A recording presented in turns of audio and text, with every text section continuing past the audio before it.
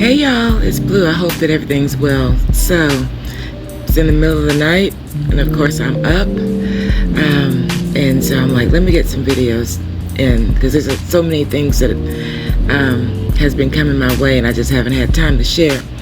So this one here is to talk about, everybody's talking about, oh, there's the second moon. There's a second moon out there. It's not a second moon. Right? It has the appearance of a second moon. It's not a second moon. What it is it's an asteroid. I think it's called PT5 or something like that. And what's happening is that when the asteroid is in its orbit around the sun, it gets a little too close to the Earth, and the gravitational pull from the Earth pulls it in. So it stays in our orbit for a good little bit of time, and then finally it breaks free.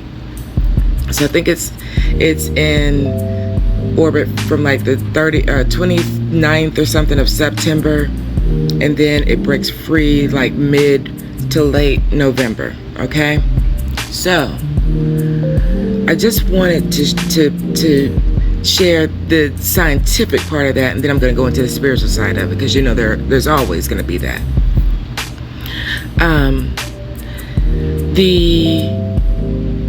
The comet. Now I'm going into the spiritual side of it, and then just to close that other side out. It's not a second moon. I don't know why people are sensationalizing this and saying it's a second moon. It's not a second moon. It's an asteroid. And about this time of the year, for the Earth, we come into contact with this asteroidal belt. I forget the name of it, but our eyes, the eyes of our scientific community and astronomers and stuff like that, keep an eye on the Earth and the asteroids at this time, because there's some pretty big rocks in this one belt, and it always happens right during the fall of the season fall. And if we don't watch it, one of those big ones can come this way, and then you've got events like the Younger Dryas that happens, which wipes out everything. But I'm not going to go into that today. I want to talk about this second moon thing. This asteroid is a comet, right? And what do we know from a spiritual perspective comets to do? Comets are the horn blowers. They're the ones that herald that something is coming. It's like it streaks by and says, hey, eyes up here, something's coming. Hey y'all, letting y'all know, giving you fair warning. Something's coming. That's what comets do. Comets always precede major events, major things happening, right? It is the attention grabber. It is the clarion call, the trumpet blower, so to speak. This time it's a little different. This time, this comet, which is an asteroid on the move, it's sticking around a little bit. And so I was in my meditations, and I'm like, what's that? What is that?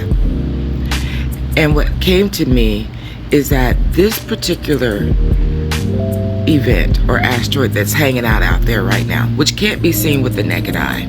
You'd have to have some pretty powerful telescopes, right? But it's out there. This time, it's a more monitoring situation. Like, it was sent to gather information, to look and see if the assignments, that the things that, and the work that the heavenly bodies are to do, which the heavenly bodies have assignments. For those who want to run from a biblical perspective, just read the creation.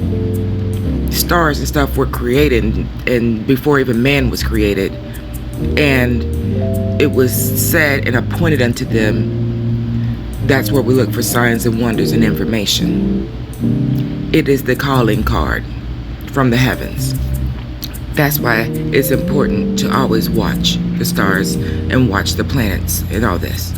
So anyway, this particular one, because it didn't just zip by to say, hey, eyes up, eyes up. This time it's like, okay, and it's taking in data. It's taking in information to report back to the Ascended Masters, right? So that's what's going on with this right now. That's all I can give you right now. There's more to come on this, but I just want to make sure that you're aware. It's not a second moon. It's an asteroid by way of it being a comet, and it's in our orbit, but it's in our orbit for a reason. It is taking information. It is watching. It is monitoring. It's making checks and balances because there are some major things that are happening.